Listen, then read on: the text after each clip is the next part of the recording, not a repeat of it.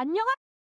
오늘은 볼록 렌즈에 의해 물체의 상이 어떻게 변화하는지 이해해보고 실험을 통해 상이 변하는 과정을 관찰해볼 거예요.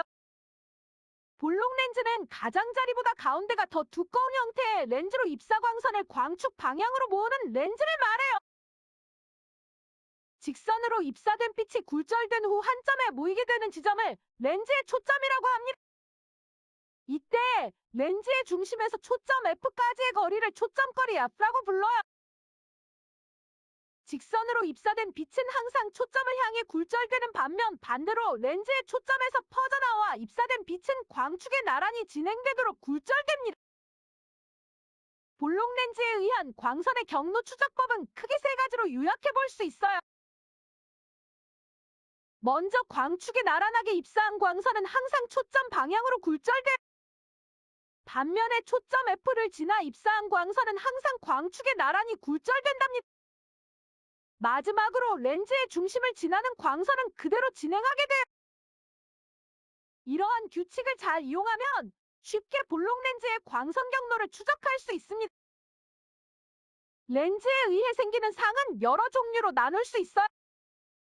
먼저 실상과 허상으로 상의 형상을 나눌 수 있는데, 실상이란 렌즈에 의해 굴절되어 빛이 실제로 모여서 만들어지는 상이에요.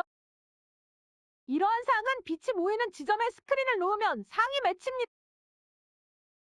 반대로 허상은 빛이 실제로 모여서 형성되는 게 아닌 굴절된 광선의 연장선이 모여서 만들어져요. 이런 허상은 스크린에선 상이 맺히는 것을 관찰할 수 없는 상입니다. 하지만 렌즈를 직접 눈으로 바라보면 렌즈에 맺힌 허상을 관찰할 수 있답니다. 또 다른 렌즈상의 분류로는 정립상과 도립상이 있어요. 정립상은 상의 방향이 물체와 같은 상을 말합니다. 도립상의 경우 상의 방향이 물체의 방향과 반대인 상을 도립상이라 말해요. 앞서 알아봤던 광선의 경로 추적법을 이용하여 광선을 그렸을 때 최소 2개의 광선이 겹치는 점이 상이 맺히는 위치가 되겠어요. 만약 굴절된 렌즈의 광선이 아무것도 교차하지 않는다면 실상이 아닌 허상이 생기는 것이 되므로 연장선을 그려 허상이 생기는 위치를 알 수 있습니다. 물체의 상이 맺히는 원리를 좀 더 자세히 알아볼까? 먼저 물체가 초점보다 멀리 있을 때를 알아볼게. 물체와 렌즈 사이의 거리가 초점 거리 F보다 2배 멀리 있을 경우 물체보다 작으면서 거꾸로 뒤집힌 도립 실상이 생깁니다. 물체와 렌즈 사이의 거리가 초점 거리 F의 정확히 2배일 경우 물체와 같은 크기의 거꾸로 뒤집힌 도립 실상 생깁니다.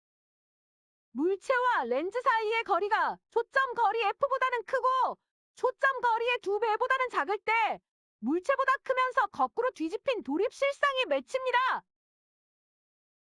이번에는 물체가 초점보다 가까이 있을 경우를 알아볼게요. 물체가 초점보다 가까이 있을 때는 물체보다 크고 똑바로 선 정립 허상이 맺히게 됩니다.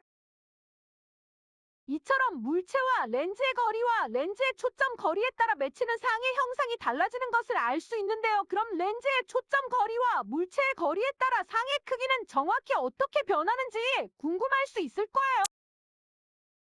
렌즈 방정식을 이용하면 거리에 따른 상의 크기를 계산할 수 있어요.